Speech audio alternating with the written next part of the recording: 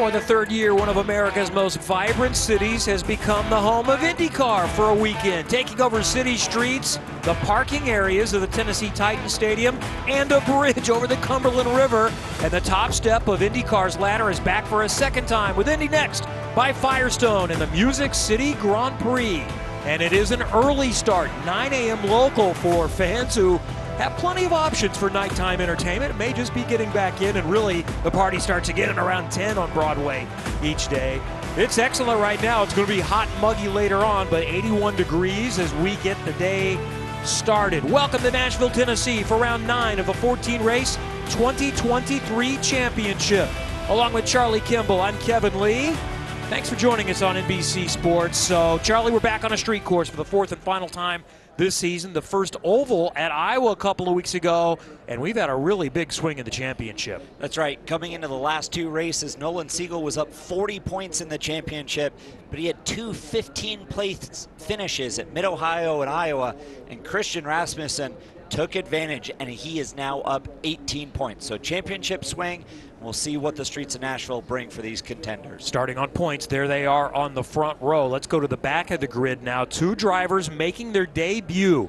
Italian Francesco Pizzi, just 18 years old, 20-year-old Wisconsin student Yuvan Sundamarworthy stepping up from USF Pro 2000. Also, Victor Franzoni back in the car for the first time since 2018. What kind of challenge are these drivers facing? Yeah, some new faces on the grid this weekend, and this is a challenging track. It is tight, it is technical, it is bumpy, and they have not had a plethora of practice to work with. They haven't had a lot of laps in the dry.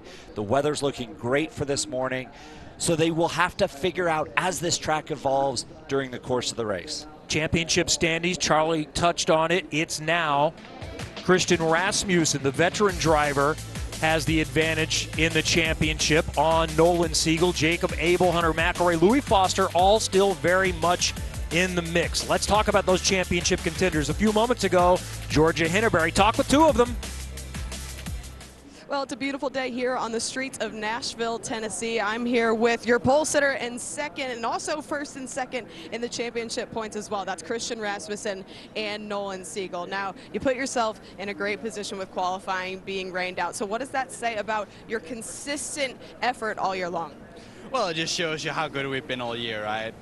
Obviously, it's not how you want to get pole position, but, you know, sometimes the stars just align and something goes your way and you just got to take it. So we're trying to capitalize on that today and make it a good race. Nashville is one of the most challenging tracks that we see all season long. So how are you going to use this pole position to your advantage? Well, we all know that it's kind of hard to pass around here, so hopefully we can just, you know, roll around and get a win. And that's Christian Rasmussen, current Indy NXT by Firestone points leader. Nolan Siegel second in the championship points, but nonetheless, you're starting second again today, so more of the same for you. How can you plan to use this second place position to rebound from Iowa? Yeah, you know, the last two weekends haven't been ideal and lost the championship lead, but obviously starting second is still, you know, second best place to start. So looking forward to it. I think that the pace has been good and we're going to have a good weekend. So, yeah, it'll be interesting. How aggressive can we expect to see you on this start rolling from second? Yeah, I want this win, you know, as much as anyone. So, you know, I'm going to do everything I can to get it. And, yeah, we'll see how it turns out. It is tough to pass, but definitely want that win, and we'll be going for it. Best of luck today. That's Nolan Siegel. He'll be rolling out second in championship points as well. We'll see what he can do on the streets of Nashville. Charlie, Kevin, good morning. Good morning, and a howdy to you. Welcome to Music City, Georgia. Dicey up front. Two championship contenders, they're teammates racing to turn one. That is hard. Teammates turn 9 where the start happens. It funnels in really quick. It's pretty bumpy. We'll see how they play it. All right, about ready to get started. You're right, the race does start in turn 9. Restarts back on the front stretch. Let's fire them up. Engines for the Indy NXT by Firestone Music City Grand Prix. Senior Manager Project Management for Bridgestone Americas, Troy Fakes.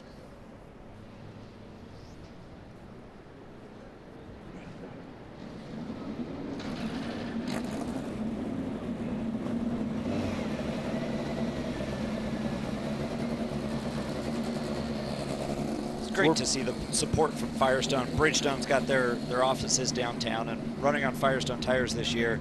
It's great to see them fire these engines up. And next year, this course will essentially go by the Firestone headquarters. They'll go into downtown, racing on Broadway. TBD on the Indy NXT schedule and the IndyCar schedule as well. But we know this is the IndyCar finale in 2024 in mid-September. All right, let's take a look at this course. Last year for now, though, we're going to see this layout. It's a very different layout for next year, but this year still a lot of challenges. It's very tight in places, very technical. Quite a few hot spots for us to keep our eyes on as these drivers of INDY NXT navigate. Turn 4 over that Korean War Veterans Bridge over the Cumberland River. 8 stories the racetrack is above that water line. Heavy braking into turn 4. It's bumpy. We've seen big incidents there in the past. We'll see what it takes. The start line coming back down towards turn 9. Braking zone's a bend, and then it funnels down really tight. Teammates up front. It's going to get dicey really fast. And as mentioned, 19 cars. We have some changes, some at a different car team than they were in last week. So let's look at how the grid is going to go. Lining up by championship entrant points in the front row, it is the 2 top drivers in the championship. Christian Rasmussen, who won from pole at Barber earlier this season. Nolan Siegel was great on the streets of Detroit and had a win. Yeah, and in row 2 there, Jacob Abel, he was quickest in both practice, but with qualifying getting rained out, starting 3rd on entrant points. Hunter McElroy had a podium here last year. Try and do a couple of spots better today. Row 3, Louis Foster has been consistently quick all season in his rookie year. Daniel Frost won the street race in St. Pete. And on row 4, Reese Gold, inside row 4, a rookie looking to continue to make progress throughout the year. James Rowe didn't have a great run here in Nashville last year, had an incident in first practice. Victor Franzoni got the call this week. He's done some coaching, some engineering for Juncos, but hasn't been in a car like this since 2018. He won a race for Juncos, though, and Kiffin Simpson, a couple of podiums on the season, also in row 5. Ernie Francis Jr. inside of row 6, had that broken bone in his hand earlier in the year, is continuing to build points and build momentum. Rasmus Lind, a lot of experience getting back in that Juncos Hollinger car. Josh Pearson in row 7, keep in mind, he's still just 17 years old. He goes back home in a few weeks to race in Portland. And then the now 21-year-old Jagger Jones. Inside of row 8, Matthew Brabham in a different car, once again running that second Cape Motorsports car, and Christian Bogle outside of row 8. And row 9 sees Jamie Chadwick, top 10 in her last 2 races in her rookie season. And then the true rookies, Yuvan Sundamoworthy, 20-year-old from Wisconsin, Indian American. He has won in USF 2000 the last 2 years in the USF Pro 2000 series. And that's where we see Francesco Pizzi continuing his season. He'll continue that championship, 18 years old from Italy, who won the Rolex 24 this year in LMP2. What's it going to take today? Kimball's Keys gives us some insights. Well, it's a green track. We've got green drivers as well. We talked about the rookies. It's rained overnight. They didn't have a lot of practice. Qualifying was rained out, starting on points. Both practices were heavily affected by rain. So it'll be tough because this racetrack will change corner by corner, lap by lap, as these drivers continue to complete laps. And it's going to be about finding that right note here in the Music City. This is a tough, physical, technical, bumpy track. That balance of aggression, but the high risk of those concrete walls as they come to 1 to go at the start line, being able to move forward. There's some fast cars. Jacob Abel we're right on board with here. Starting 3rd, he was quickest in both practices. He really wanted to get out there and qualify yesterday. Before we go green, let's check in with Georgia one more time. Well, I have my eye on Matt Brabham. He finished 4th in Iowa with Juncos Hollinger Racing, and this weekend is actually pulling double duty, driving for Cape Motorsports and INDY NXT, but also the Stadium Super Trucks as well, so getting double the track time. I asked him if this extra track time has helped him, and he said not as much as he would have liked, but nonetheless is excited to be back with the team that he won the 2012 USF 2000 championship with. He even told me if this opportunity didn't happen, he would still be working for the team this week, spotting for Jagger Jones. So he was going to be here nonetheless, but more excited to be in the race car this week. Yeah, this is by design by Cape Motorsports, a rookie team. Matthew Brabham has had a relationship, has coached drivers as he moved up the ladder. In fact, he was in the car in USF 2000 for the first time, Jagger Jones tested with them about a year and a half ago at Road America. So they have a relationship. This is in part to help Jagger and also to show their capabilities. But you're right, Georgia, not a lot of practice time, so it hasn't gone to plan. They will try to learn during the race today. It's been a fast, frantic weekend, and having the experience Matthew Brown will help drive that team forward. Even if it's just double the amount of data, but the experience, knowledge that he brings to say, this is what the car should be doing, this is what it's actually doing. How do we get from A to B? On board this weekend is with Jacob Abel in the Abel Construction, red and white number 54, a pair of teammates, a 3-car operation this time. Jacob's on board is going to give us a great view. We'll be able to see the fight up front from the top 2 in the championship. It's easy to keep track of it. Starting on entrant points, these are the championship contenders. This is the run to the start finish. Once they start going down the hill across the Korean War Veterans Memorial Bridge, and they will wave off the start. They don't like it. We're seeing the back of the grid not even close to packing up, so they'll go around one more time on this 2.17 mile course, and that will count as the start of the race under caution. So we'll be starting on lap 2. And one of the unique things about the streets of Nashville here, just like Mid-Ohio, the finish line is in a different spot than the start and restart line. The finish line is right by the Titan Stadium, right by pit lane. So even when they take the start with 35 lap race, the green flag would have come out at 34.5 to go. Now it's going to be 33.5. So this is, as they come right here to the finish line, completing lap 1. And that's different this year, that the restarts are back over in front of the stadium. Last year, restarts were into turn 9. It's been changed back. So really, the acceleration zone is kind of going to be exit of turn 9. Exit of turn 10, I think, more likely, but they'll be racing into turn 11 and can pass into turn 11. And we've seen that cause lots of problems in the years past. You know, we saw previous race winners in the IndyCar series flying through the air because of that restart zone and how it checks up into that last corner. Real challenging to get packed up here as they cross the bridge into the downtown area now. This is so tight and twisty. The first time we came here doing the track walk, you're thinking, how are race cars going to fit through here? This is turn 4, through a little twisty 5, a turnaround essentially in 6 and 7, and then back onto the bridge area through 8 and 9, but that is the task at hand. And it is surprisingly uphill and then here downhill to the bridge and then back uphill across the bridge. You see Jacob Abel already trying to get packed up, make sure the field stays compacted for a start. Front is aligned pretty well. It's going to be challenged for the back half to get situated. We're about ready to go. From Music City, it's INDY NXT by Firestone. Let's go!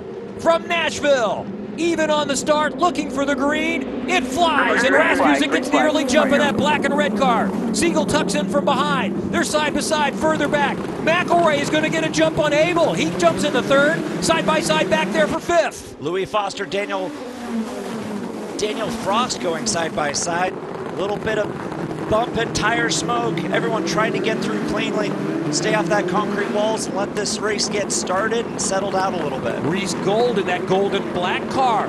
He won at Detroit as well in the street course. He got a spot or 2 there. Heavy braking, really tight section in this turn 1 and 2 chicane right after the finish line, right after that restart zone. And look at the jump and gap that Christian Rasmussen has already built. Picture perfect for Rasmussen. Siegel with a pretty solid start as well. McElroy is up into 3rd, and McElroy is thinking about challenging for 2nd, and he is going to dive to the inside. Hunter McElroy is going to get it done. Siegel looking for the over-under, but it's too tight through that 4, 5, 6 complex. Now Jacob Abel thinking, I can get back on the podium here and go by Nolan Siegel. That's Louis Foster right behind Jacob Abel in that red and white car. Abel is going to dive in now on Siegel, and he will complete the pass, and Foster is going to try to come with him. It was a late move, destroyed Nolan Siegel's momentum onto this long straight. Louis Foster thinking he'd take advantage. Nolan Siegel trying to draft off Jacob Abel down into turn 9. Heavy brake zone coming up. That's that battle for 4th right behind Jacob Abel. Foster is going to get it done. So Siegel is dropped from 2nd to 5th just like that. And Rasmussen is up by more than 2.5 seconds already. 2 green flag laps in. Reese Gold now working on Nolan Siegel. Remember, they did not qualify. This is entrant points. So you've got some potentially fast cars coming through the field. This is that move into turn 7, turn 8. Late move, but clean on Nolan Siegel. Nolan Siegel probably thinking a little championship points as well. Jacob Abel hungry for that first win.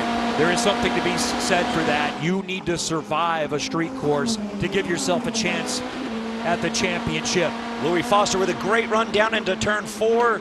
Abel just fades to the inside, defends the inside line, which is his right, ahead of Louis Foster. Foster had a really rough run. I don't know if he bounced off the wall at the apex of 4 there. It looked really tight. It's a game of inches here on the streets of Nashville. And that allowed Abel to get the gap back up just a little bit. So now they start to settle in and try to find a rhythm. Christian Rasmussen, if I'm out front like this, I've got a almost 3.5 second lead, 4 laps into this race. I'm thinking about conserving my tires a little bit, just making sure those Firestones stay underneath me. Because if there's a late yellow and a late restart, we saw at Iowa, Jacob Abel was coming like he was shot out of a cannon, needed 1 more lap because Christian Rasmussen's tires were starting to go off.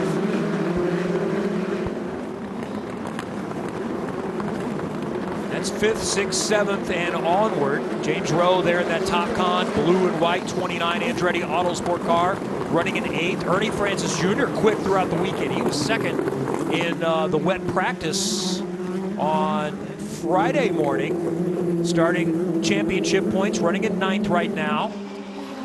Yeah, there have been some really interesting guys that wanted it to rain and wanted to qualify, and then others, I think like Christian Rasmussen, who was very happy to start on championship points and not have to deal with qualifying. And Francis is right there on Rowe for the moment. James Rowe had a big incident at the end of that practice. Still ended up 2nd quick, but bounced off the wall right at the end. That Andretti Autosport crew had to change a lot of the suspension on that 29 car. Whoa, Reese Gold getting the power and sideways, coming out of turn 8 onto the bridge, chasing down Nolan Siegel. Let's keep an eye on Francis back there. Actually, Rowe got a really good exit there and is gapped, and now Rowe is taking a look at Daniel Frost.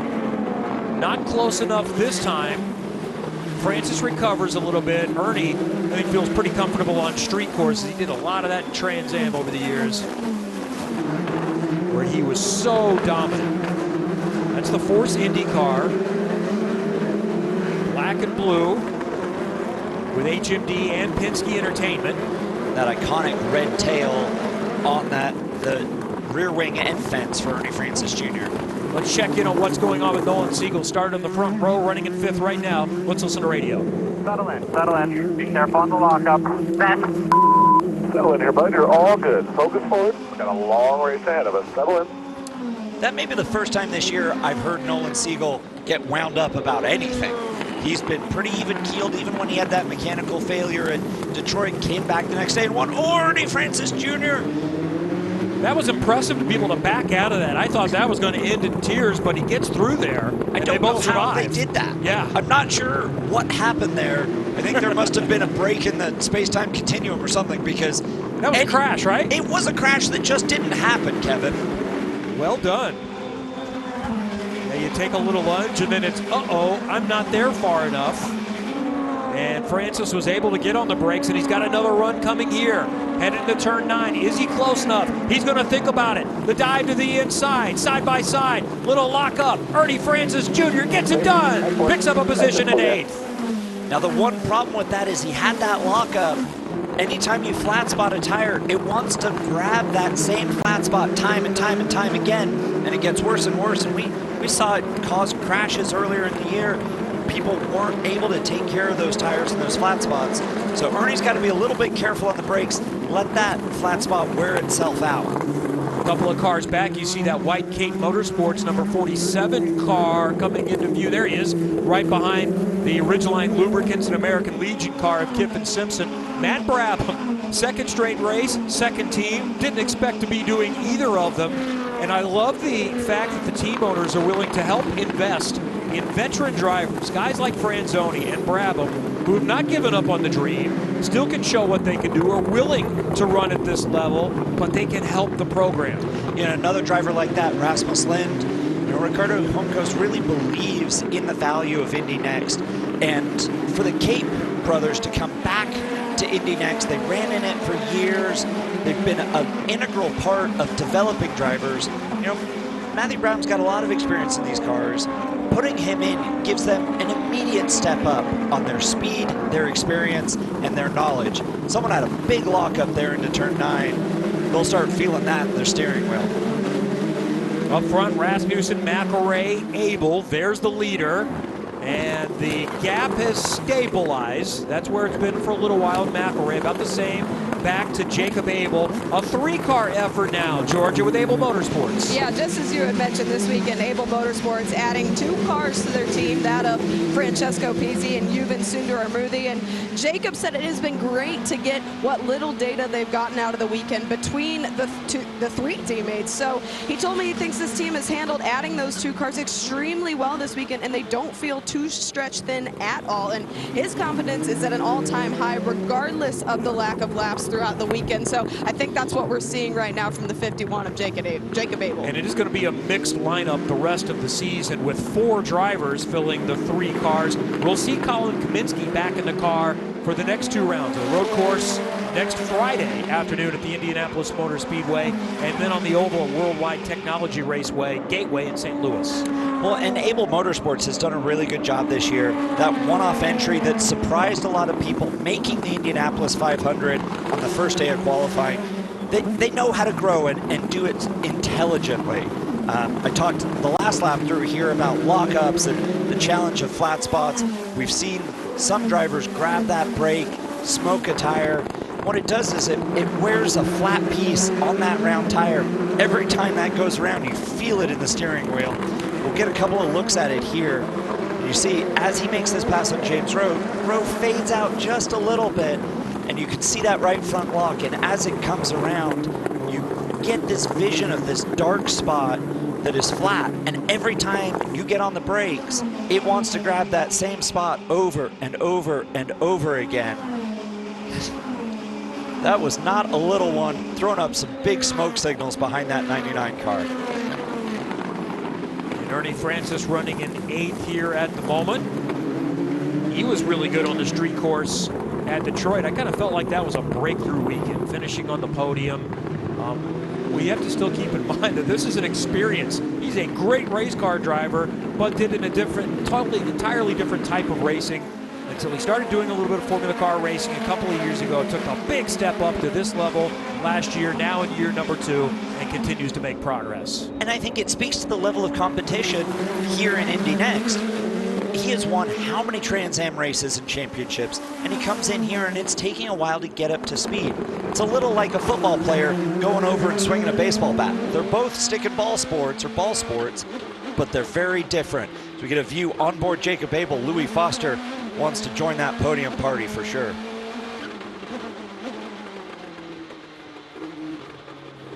You can hear how careful Jacob has to be on the throttle. Very light, almost treading on eggshells with his right foot on that throttle pedal. We need more like that. 111 behind you. That was on the radio with Jacob Abel. That was Spencer Piggott talking to Jacob. Just coaching him through these streets. Having that extra voice sometimes in your ear that's not an engineer, not a mechanic, from a very experienced driver is really helpful. As Ernie Francis going by Reese Gold into turn 9. I guess that turn 4, excuse me. Tire issue not a problem right now. He's still moving forward. Ernie Francis Jr. is up to 7th. And that's what we see when you qualify on points. Some drivers that are faster end up shuffled to the back. Matthew Brabham here at the end of the train started way back and has kept going further and further and further up the order. He's moved up 4. Matthew Brabham back there in that white 47 has also moved up 4. Here's James Rowe thinking about Reese Gold. Reese Gold's got big lockup, big brake issues on the front of that car. And he lost 2 spots there. And now Here Brabham comes is going to try to take advantage as well. Another lockup. Reese Gold is dropping back. There's Rasmus Lind looking to go by Reese Gold. Oh boy. Oh, it gets tight through there. We've seen issues before. They were both able to work their way through. That's part of the challenge on a street circuit. Challenges on challenges, right? The momentum, if you get past and start to lose a little momentum, it's hard as a driver to clear it up, as we see the race for third, Jacob Abel defending from Louis Foster. Foster trying an over-under.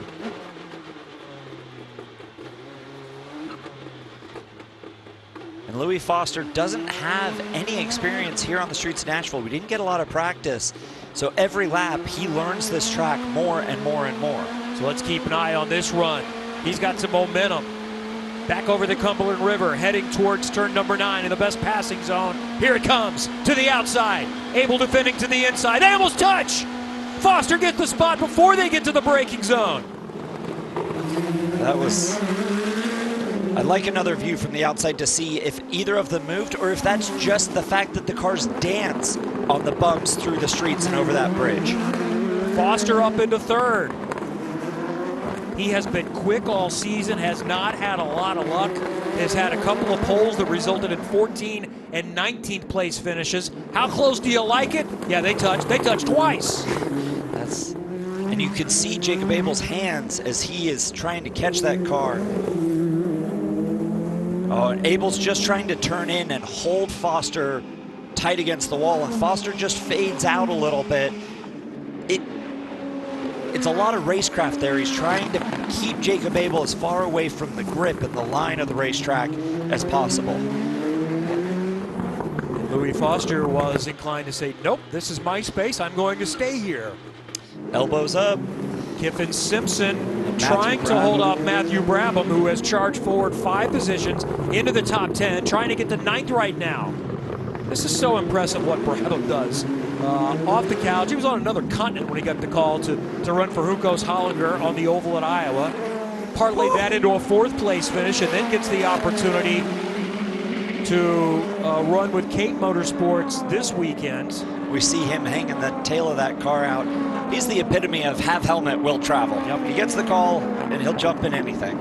Unfortunately, Anam Ahmed not able to find the budget to race this weekend. Hopefully, there's some progress made there, and we might see him again. So in the meantime, Brabham gets a chance. 1 race situation for now for him. We noticed that Francesco Pizzi has had to pit, and obviously Victor Franzoni at one point must have had an off or went through a runoff because he lost a significant amount of time. Those are 2 drivers in the deep end. Franzoni is really good. He's a USF Pro champion, has won a race at this level, but it's been 5 years since he's driven one of these cars. He's been doing some essentially semi-truck racing and some stock car racing, but nothing like this. So not having a lot of practice time made it difficult for Victor. So he is going to get more than just this opportunity. He's going to do everything but the oval. And he actually, Franzoni, is the coach for Pizzi in USF Pro 2000. There's the leader, who we have not talked about because he's had no challenges. This is going to plan for Christian Rasmussen, who's been in control from the start. Had a 1+ second gap immediately after the first lap, and has a chance to take a bit of a hold in the championship. It would be plus 45 at the moment as we see the Able Motorsports car. Georgia, what's going on with Francesco Pizzi? Well, Francesco Pizzi sits on pit lane, the back end of that number 55 off. I talked to the team. They said he came in because he just felt low on power. So they attached the computer with it. They're going to download some data and assess the issue, but it looks like he's stuck on pit lane for now. So unfortunate, because the goal for Pizzi and Sonoma Award, they just run laps. They knew they weren't going to be able to get a result. You can't ask for a more difficult place to debut than on a street course with 19 cars. So it's just bring car home is the goal. And it's been heavily affected by weather as well. Yeah. They have not gotten a lot of clean laps. But I've been watching the lap times the last few laps. These Andretti Autosport cars of Hunter McElroy, on screen here, and Louis Foster are really starting to pick up the pace and may end up running down Christian Rasmussen. We've got 20 laps to go. and they are finding lap time as Rasmussen is not really able to keep up with their pace. See Josh Pearson in that green and white number 14 car for HMD Motorsports with Ed Carpenter Racing. He's an Ed Carpenter Racing development driver, and he's been able to move forward a little bit. He's gained 4 spots.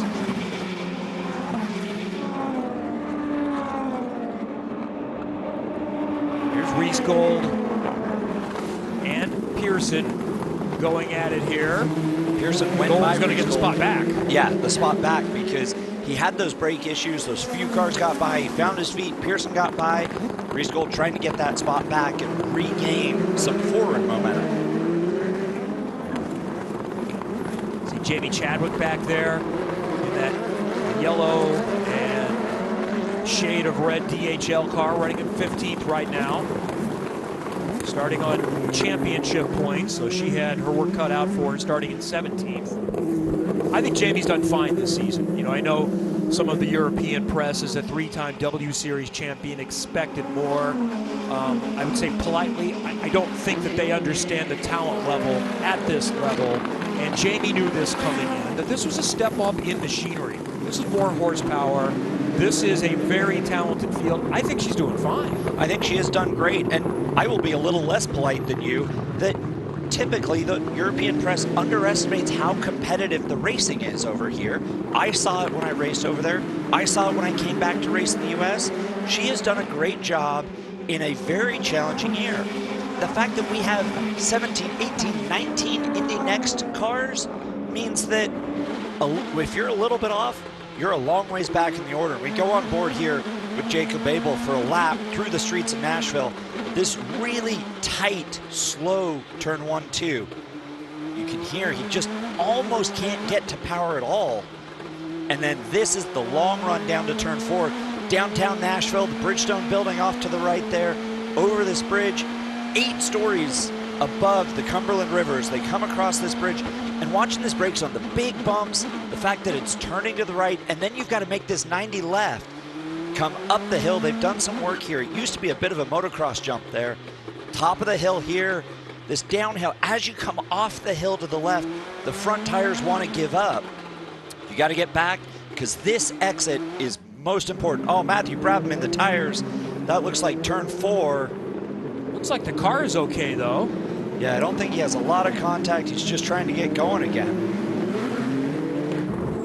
He had been racing Kiffin Simpson quite a bit. Let's see what happened. He was trying to make a move on Kiffin Simpson. It's a late move. Gets in there, just locks the left front. And that's experience. Rather than try and make the corner and maybe catch the wing on the tire barrier, he says, all right, discretion, better part of valor. Get it stopped, back up, find a reverse. These cars have reverse. Get out and keep going.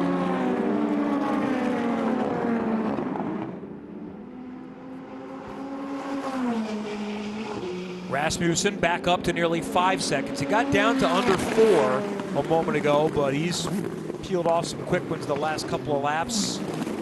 I think he may be in race management mode now.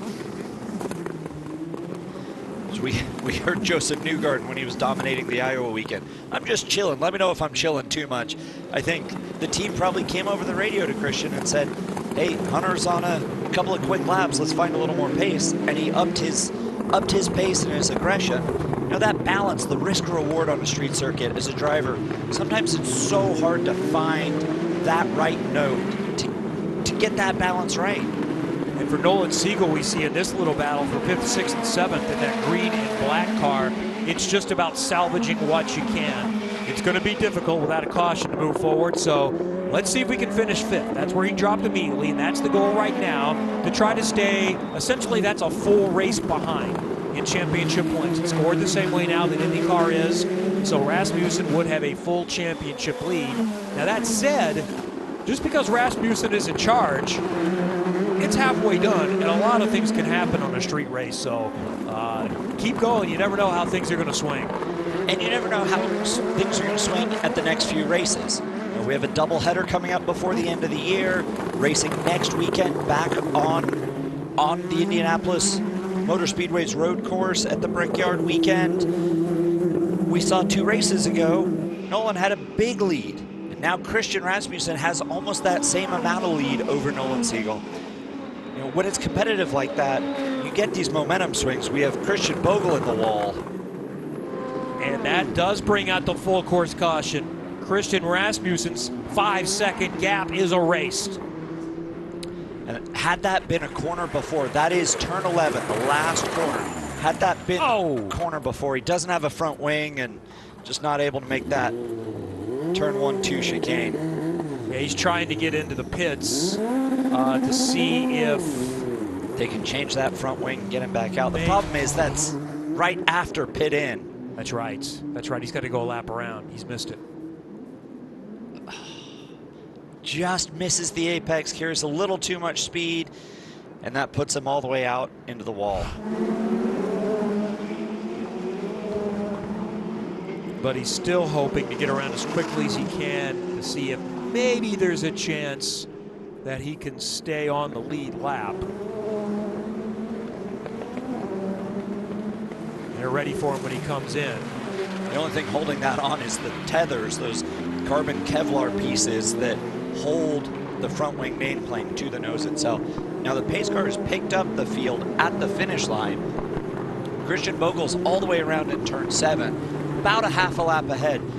If his HMD crew are really ready for this, there's a chance he doesn't go a lap down, which could be huge because yellows breed yellows. There's a chance that this restart could cause some chaos, and he'd be able to take advantage of that. Looks like we've had just one retirement so far. We have seen Francesco Pizzi in the pits. Did he ever get back out? He did not. He still sits there and is now 6 laps down. Now remember, when we do get to the restart, it is going to be coming to the start-finish line, so closer to the stadium. A sort of exit of 10, which is a little bit of an uphill between 10 and 11.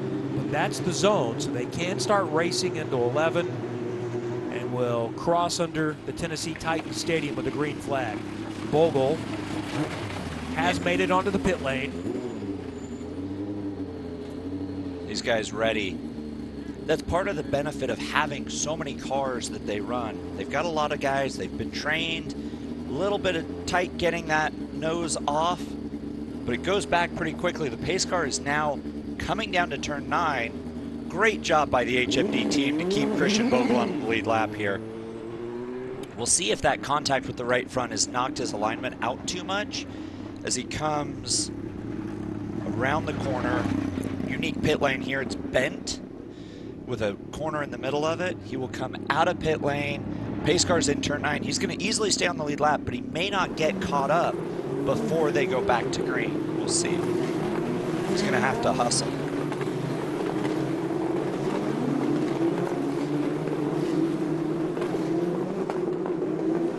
So not ready to go this time. This would be coming into the zone where they would start to accelerate.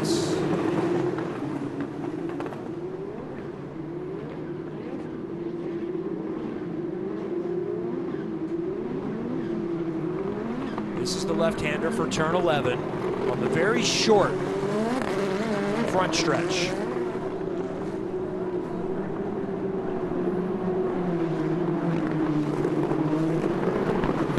I would expect to see a green flag the next time coming by here. A little bit of debris cleanup.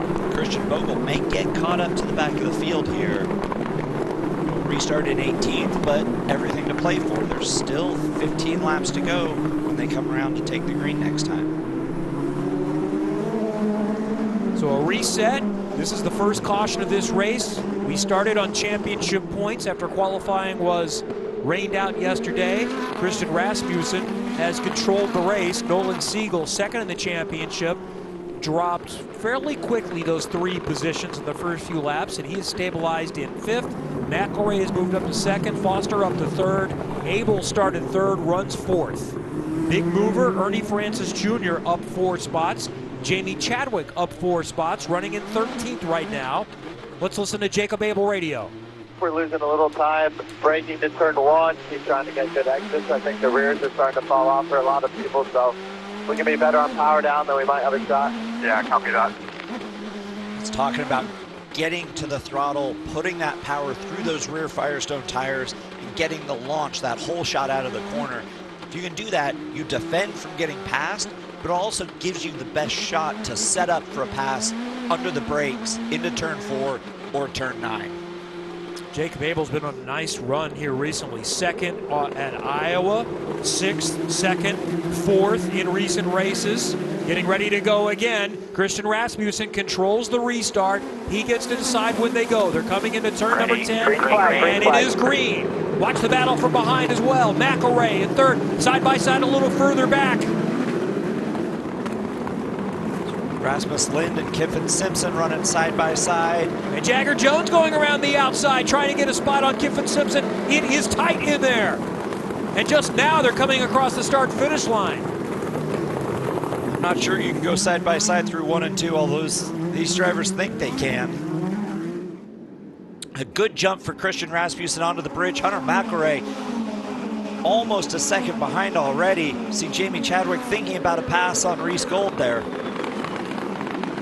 That's second in the championship, the green and black car of Nolan Siegel with Daniel Frost behind him. Ernie Francis Jr. continues to be racy. Matthew Brabham working on Juven Sundamoworthy. Brabham lost some spots. And lost a little bit of body work on the nose of that 47 car as well. I don't think it'll slow him down too much. A little extra drag. His feet might be cold at the end of the race, but shouldn't slow him down too much. Nolan Siegel, good restart there. Didn't move forward, but also isn't really under attack from Daniel Frost behind him. And McElray has been able to stay somewhat in touch with Rasmussen. He gapped a little bit more at the beginning of the race. It has stayed within a second right now. Rasmussen, McElray, Foster. We've settled in now on the restart, about 2/3 of the way through this event. We mentioned we're in Music City. It's the home of country music. It's also the home of Firestone. Georgia, it's a huge weekend for Bridgestone Firestone. Exactly that. We were actually just talking. You can see the tower of the Firestone building from the racetrack, and it's going to be in the heart of the racetrack next year as well. I'm with Kara Kristalik with Firestone, and just how exciting is this event here in Music City, the heart of Firestone as well? It's great to see all of our Nashville teammates out here. We've interacted with so many over the weekend. They've been able to come into the pits and see what we do and really enjoy to see our product actually in action. A lot of people sponsor sports marketing, but IndyCar, you actually see the product in action. Now, we were just talking about the development of this Firestone tire for the INDY NXT by Firestone, and can you just give us the street tire 101? Yeah, absolutely. So like IndyCar, these tires are developed specifically for this car, and each position is unique to the position of the car it's on. So our IndyCar engineers work with our INDY NXT engineers to make sure we have the best possible tire out on the track. And the really interesting thing, it has to work for the really, really durable road course venues and the soft street course events that we have. So the same tire works for everything. Well, thank you, Kara. Thank you for your time. Kara Kristalik with Firestone right here in Music City. And when I ran in this series, what, 13 years ago now, we ran on Firestones, and they were so good. They apply the same thought process to a safe, consistent race tire in IndyCar that they do to the tire they bring for Indy NXT. As we get a replay of Ernie Francis going by Daniel Frost, you can see how much that car's dancing. You see how busy Ernie's hands are. Steals the apex, and that momentum shift means that James Rowe is able to get by Daniel Frost as well. Back to the tires. They have been under development for a long time. They're still catching up. Here comes Ernie again. He's taking a look at second in the championship, and Nolan Siegel looks outside, thinks about inside, a little lock up again. I mentioned Ernie Francis Jr. might like street races from the Trans Am experience. Think about his success this season. 6th from 17th at St. Pete, on the podium in Detroit in race 1, 7th in race 2, and charging forward here in the streets of Nashville. He's looking for a top 5. He's got his elbows up. And Hunter McElray has Christian Rasmussen in his sights. That's down under half a second now, Kevin. This is a reset from the caution. Hunter McElray trying to keep his championship hopes alive. He needs to get by Christian Rasmussen. As it stands, it's 59 back right now. McElray sits in 3rd as points as they run. And he is almost within striking distance. He was on the podium here last year, finishing 3rd in that Andretti Autosport. The last year on P2P. 109 behind you, 12 to go. That's some information from his engineer on the timing stand, letting him know how much overtake those cars around him have. Being able to see that and know what the car behind you has as far as push to pass. It's a button on the steering wheel that gives these drivers extra horsepower. Now you think, why isn't it on all the time? Well, it's regulated by the rules. You can't use it all the time. It's limited to, I think, 150 seconds here at Nashville. And you can use it and turn it on, turn it off when you need it. You can use it out front, or you can use it as an opportunity to try and pass. So sometimes it's push to defend, sometimes it's push to pass, sometimes it's push for lap time. Here's the 5th, 6th, 7th, 8th, and onward battle that has been intense most of this race. Rasmus Lind in the mix. The 75 green and black Hugos Hollinger car. There's Siegel in 5th right there. Francis chasing him.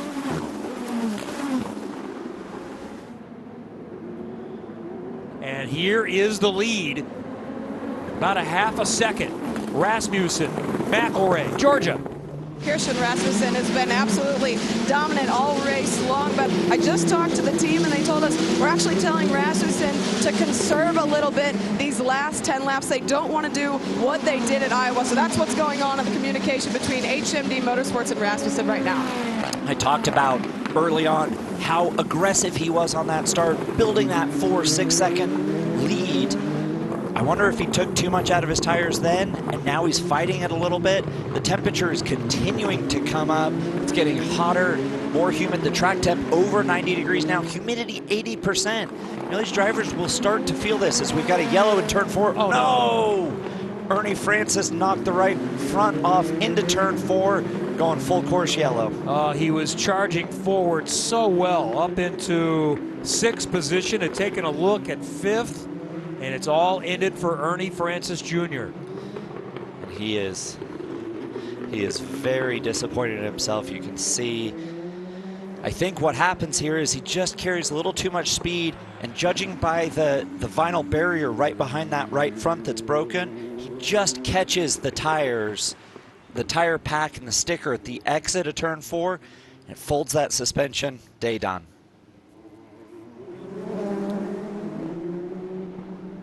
The 25-year-old from Davie, Florida, in the Miami area, has to climb out. Here's the best look that we've found so far. So he's tucked up right behind Nolan Siegel. Very little downforce on the car with that dirty air coming off the 39 car in front of him. Oh, did he clip the inside wall there? Oh, he might have hit, you can see that mark. Good catch, Kevin. He might have hit that inside wall, and that spits him over and rips the right front off the car.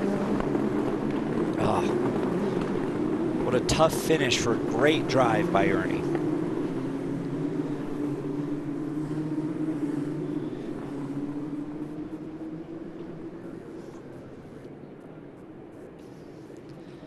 I think he was just pushing so hard to stay close to Nolan Siegel, thinking if I can get a good exit out of turn 8 and then run it back across the bridge, I've got a shot to go by Nolan Siegel into turn 9.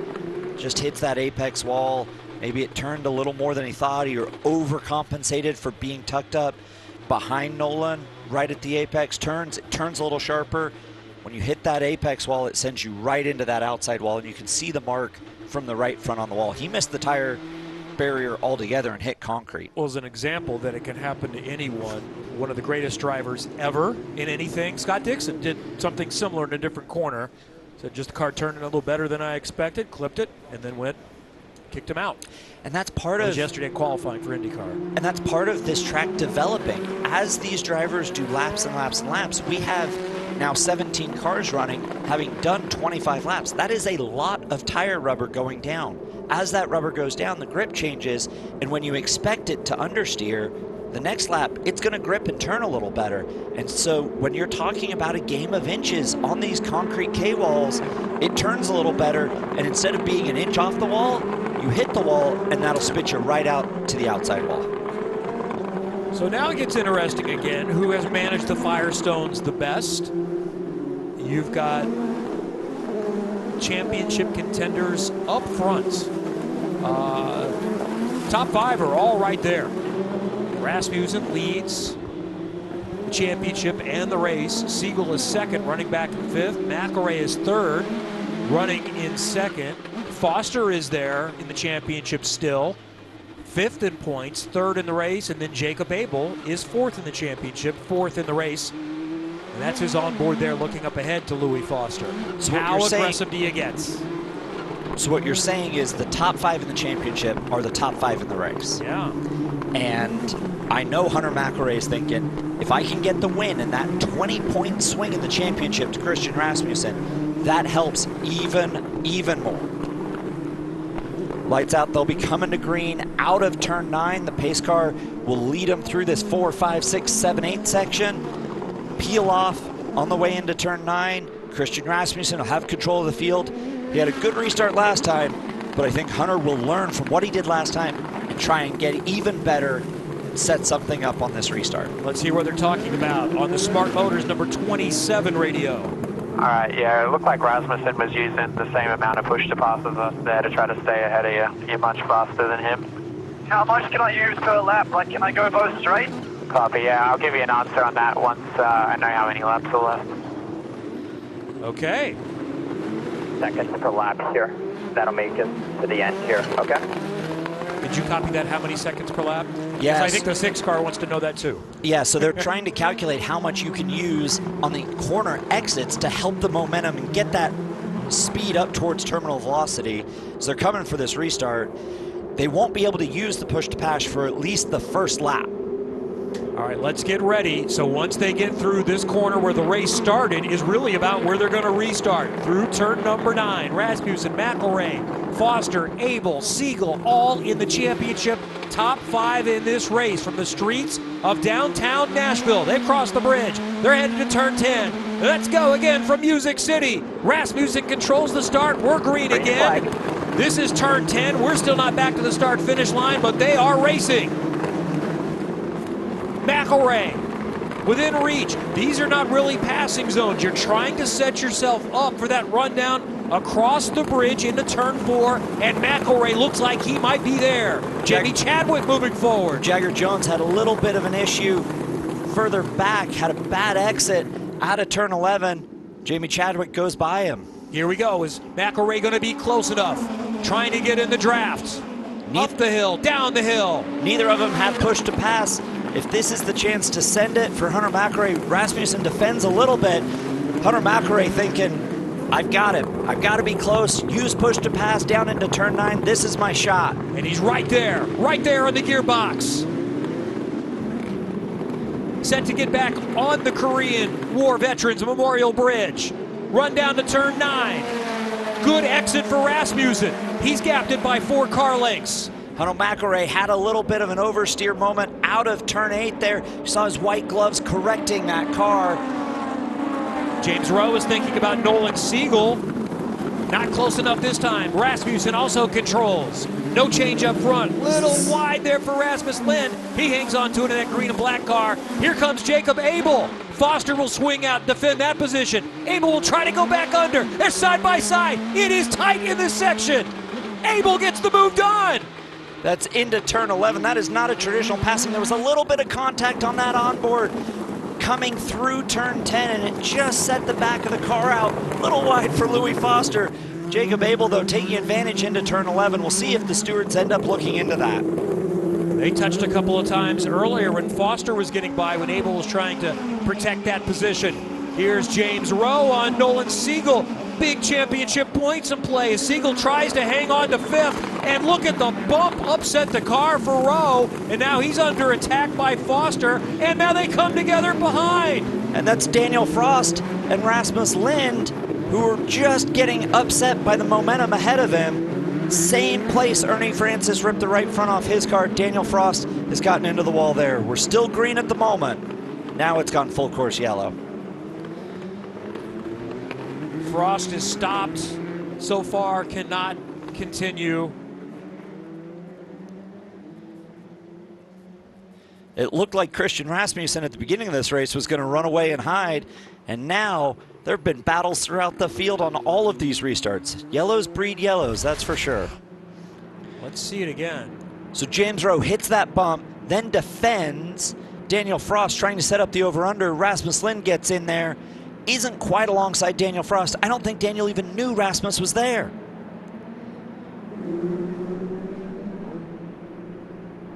Hopefully Daniel got his hands off the steering wheel, because when that steering wheel spins, there's no power steering. There's no, stewards are going to be looking at this, but there's no break in that connection between the wheel and the steering wheel. So when you hit the wall, it spins that steering wheel with as much force as that toe link and that whole suspension system can carry. And if you don't get your hands off the wheel, it transfers that right into your wrists. And there's Jagger Jones on pit lane with Cape Motorsports. And they've got the engine cover off. Let's go back and listen to some radio we captured just a moment ago. Blocking, Eagle blocking, turn 9, blocking, turn 9. We told them, just keep focusing. We're going to let them know. And that's James Rowe, who had been trying to get by Nolan Siegel. And there's Daniel Frost. With nothing he can do. It's been reviewed. It's been determined. We will not place anyone in fault. Racing incident. It is so difficult to assess play in these tight confines. And what really that comes back to is the big bump. So James Rowe, Nolan Siegel defends over the bridge, which is his right. James Rowe moves to his, or excuse me, to the left, to the inside. James Rowe moves to the outside. That transition off the bridge is much, much bigger. On that driver's right side, car bounces, he has to correct it. It slides him across the backside. Fortunately, he wasn't next to Siegel and didn't collect him, slid behind him. Daniel Frost thinks, oh, I'll do the over-under, and Rasmus Lind sees an open door and tries to get his nose inside there. So how many laps are we going to have, and how intense is this going to be in the remaining 3 or 4 that we have to decide round 9 of just a 14-race championship? Francesco Pizzi has gotten back out. It's at the tail end of the field. So while he is many, many laps down, this is critical learning for the 18-year-old Italian who is now racing in 2 championships. The schedules work out pretty well. He's not going to do every Indy NXT race the rest of the season. So he'll be at Circuit of the Americas when Indy NXT is racing at Worldwide Technology Raceway, continuing the USF Pro Championship. But then we'll see him again before the end of the season at Portland and WeatherTech Raceway in Laguna Seca. We're going to go green next time by, so we'll have 4 to go. Or it's 4.5, really, right? And there's a possibility we could be in a timed race, so that's still a little bit TBD. We are close to whether it's going to be the full 35 laps or whether it gets shortened a lap or 2 because of the 55-minute time commitments.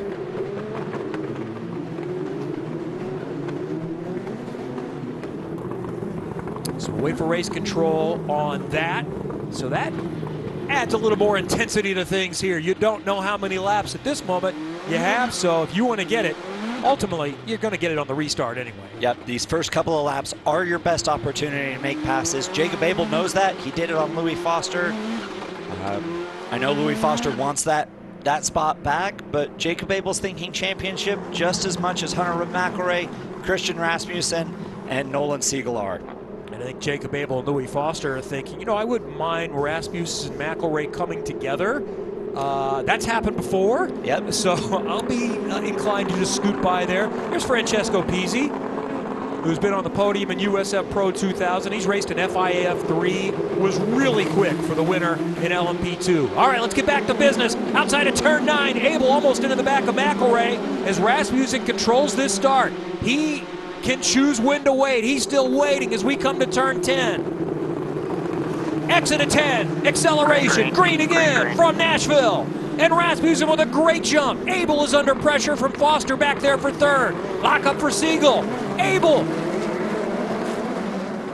trying to hang on to it. Foster swinging around, battling for 3rd in the final podium spot. And they almost come together, and Foster goes through the runoff. Foster got into the back of Jacob Abel's car. There's damage to the diffuser. Louis Foster comes back, use it all up. trying to get back up, and they're telling everyone, use all the push to pass you have left. Louis Foster, there's a whole gaggle of cars running over the back of him. 4 laps to go. We are still on a lap count at the moment. Foster under attack. He's dropped back from 4th, trying to move up. Very good. Yes, very good. The 51 and 26 incident is under review. There you see the damage on Foster's Andretti Autosport machine. Let's keep an eye on the leaders too as they head into turn number 9. Does McElroy have anything for Rasmussen? He does not. Rasmussen has controlled this restart and is in good shape right now if he can keep it together. Christian Rasmussen was really smart on that last restart. The previous 2 restarts, he went early. That time, he went late. The 51's getting a penalty for blocking because Louis Foster had moved to the inside and Jacob Abel moved over. He has to give up 1 spot to second in the championship, Nolan Siegel. Nolan Siegel says thank you very much. He was under attack for 5th not that long ago. He's got a chance to get on the podium, so that would be a little bit of a swing in the championship. Chasing Christian Rasmussen. Here is the call again.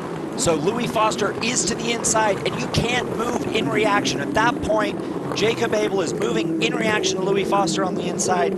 That is a break of the rule, and they will give up the position. The problem is Louis Foster had to go through the runoff because of that and has now lost a lot of positions. Yeah, the 1 spot given up by Jacob Abel unfortunately does not help Louis Foster in that situation. On board with Abel on this restart. Yeah, there's a little too much weaving going on there for sure. Foster already had the damage on the front wing before that happened. The challenge for Jacob Abel is going to be how do you give up the spot to Nolan Siegel and not give up another position to James Rowe or Rasmus Lind. He's going to have to almost make Nolan Siegel pass him. There it is. This will be the move.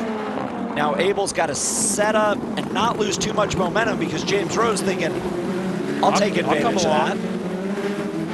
And now Abel can come right back. And he will do so immediately. How about that? And that's championship points. And Christian Rasmussen is quite happy with that, or will be when he learns about it later. He's got his own business to attend to, and Rasmussen has gapped McElroy by over a second with a couple laps to go.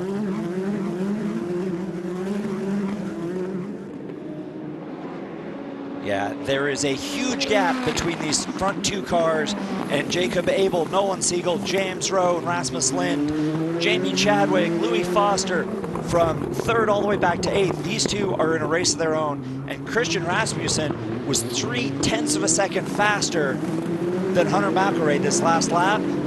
He's just trying to stay consistent, stay clean with 2 laps to go. Yuven Sunderworthy in his debut is going to get a pretty good result if he puts it together. He's moved up to 11th with others having some issues. So this is mission accomplished for Yuven. He is a Wisconsin college student looking to become the first Indian American to make it to IndyCar, 1 step away now.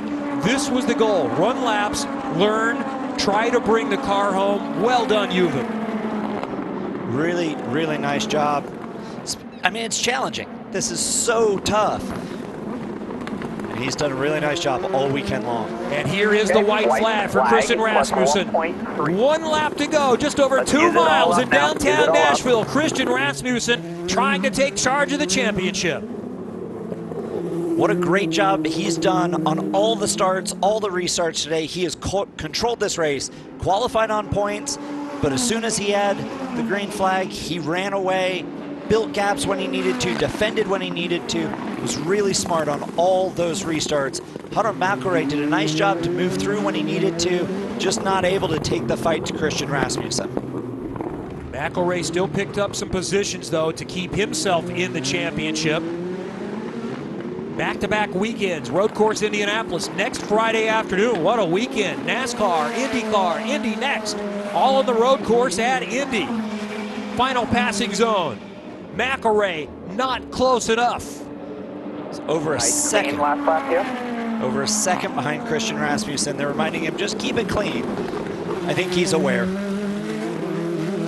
Christian Rasmussen came back this year, changed teams with the idea it's championship. Let's win a championship, let's win a scholarship, get to IndyCar. It's going to be a 43-point championship lead. Christian Rasmussen is going to go back-to-back in Indy NXT by Firestone. Rasmussen wins the Music City Grand Prix in Nashville.